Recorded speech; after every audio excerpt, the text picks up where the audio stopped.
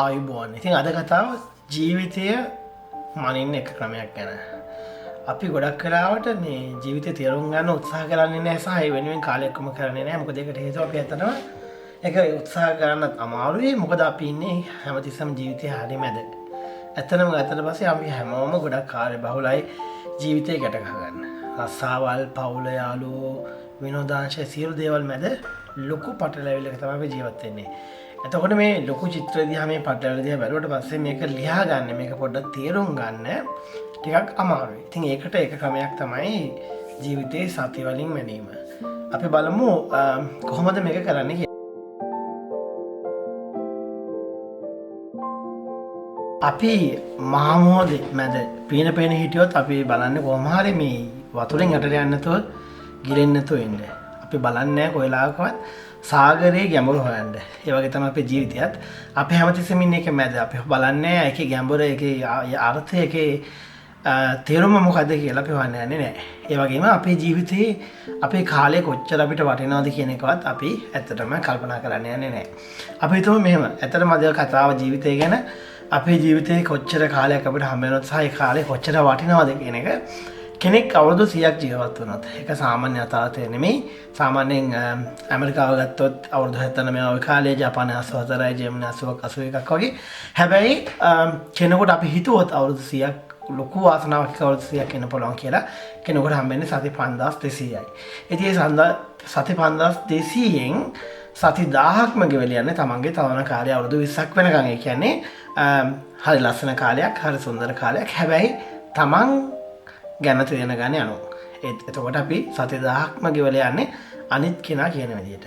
ඊට පස්සේ අපිට හම්බ වෙනවා සති 2000ක් විතර වැඩිහිටි කාලෙ. මේක තමයි දීර්ඝතම කාලය. එතකොට ඒ කාලේ තමයි අපි රසාවල් කරන්නේ, අපි කසාද බඳින්නේ, අපි ළමයි හදන්නේ. අපි ජීවිතේ හැමදේම වෙන්නේ ඒ කාලේ. එතකොට අපි බලාගෙන ඉන්නවා අපි තරුණ වෙනවා, මහලු වෙනවා, වැඩිහිටි වෙනවා. ඉතින් ওই කාලේ තමයි ওই විදිහට ගෙවෙන්නේ. ඊට පස්සේ අපි හිතනවා හරි සති 3000ක් ඉවරයි. දැන් මට තියෙනවා තව සති 2200ක් ජීවිතේ සඳහා කාලය හරි ලස්සනට ගෙවල ඉවර කරන්න කියලා. ඒක ඇත්තටම මෙහෙමද? ප්‍රශ්නයක්. ජීවිතේ යථාර්ථය, ජීවිතේ ඇත්ත තේරුම, අපේ ජීවිතේ අපිට කාලය කියන එක කොච්චර වටිනවද?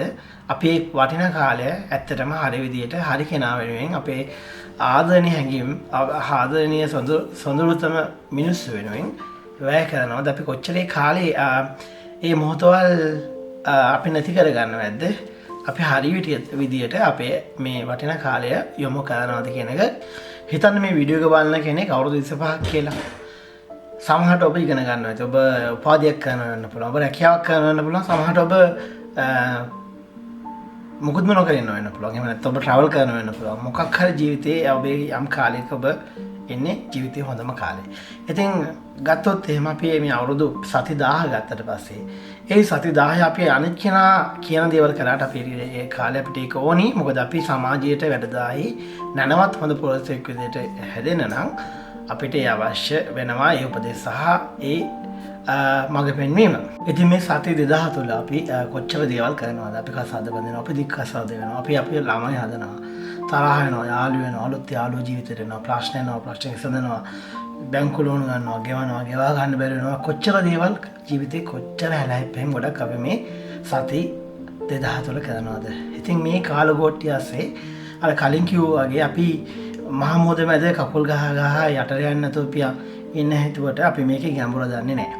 ඒ වගේම අපි දන්නේ නැහැ අපි කොච්චර ආදරණීය මොහොතවල් අපි නැති කරගන්නවද කියලා. අපි අන්තිම පාරට නොදැනුවත්ව ජීවිතේ දේවල් කරනවද කියලා. ඒ කියන්නේ අපි ජීවිතේ එකපාරක් මේ දේ අපි අන්තිම පාරට කරන්න කියලා දැනගෙන කරොත් ඒක කොච්චර මොසලයිද?